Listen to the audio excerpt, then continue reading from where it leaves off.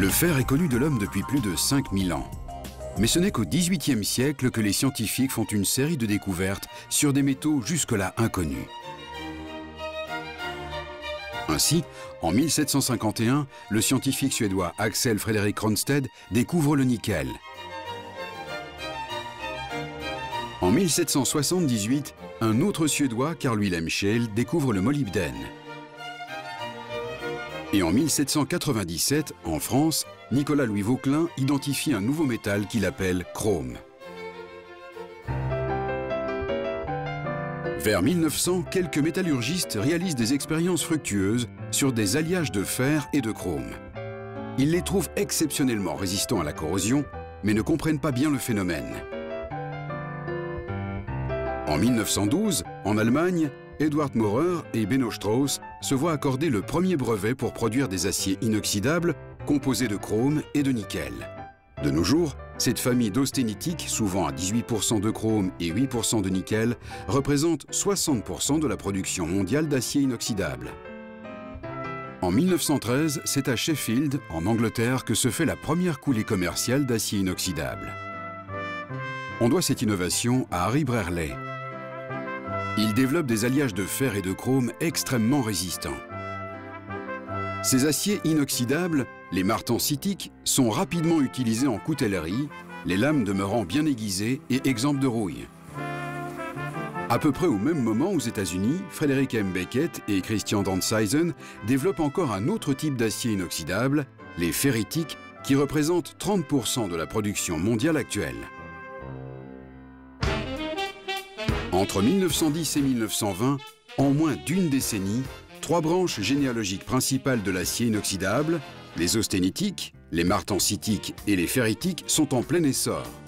Aujourd'hui encore, on les trouve dans une large gamme d'applications.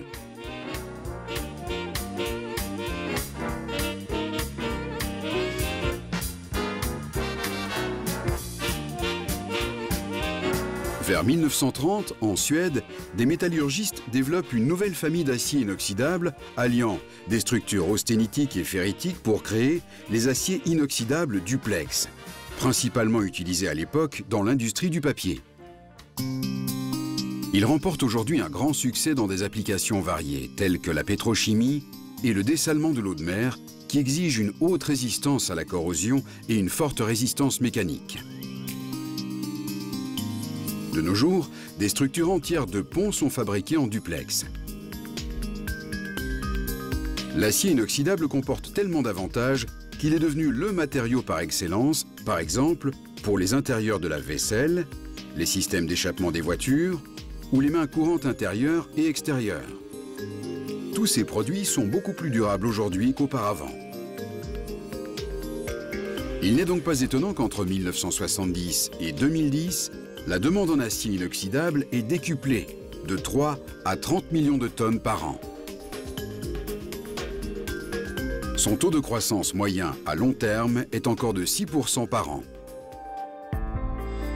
Actuellement, l'acier inoxydable permet de procurer de l'eau potable aux régions arides, facilite la production de nourriture pour une population mondiale toujours croissante et réalise la production en masse de produits pharmaceutiques.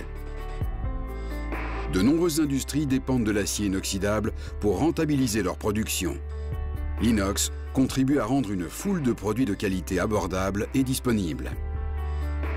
L'acier inoxydable a un bel avenir parce qu'il est durable et si le choix de la nuance est bien fait, il résistera pendant des décennies. Après utilisation, il peut être recyclé à 100% sans perte de qualité. Dans les années à venir, l'humanité devra faire face à de nouveaux défis et pour nombre d'entre eux, il se pourrait bien que la solution réside dans l'acier inoxydable.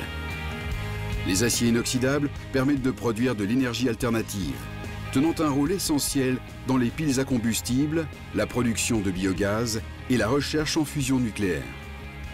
Seulement 100 ans après son invention, l'acier inoxydable est devenu partie intégrante de nos vies quotidiennes. Imaginez les portes qu'il pourrait ouvrir durant les 100 prochaines années.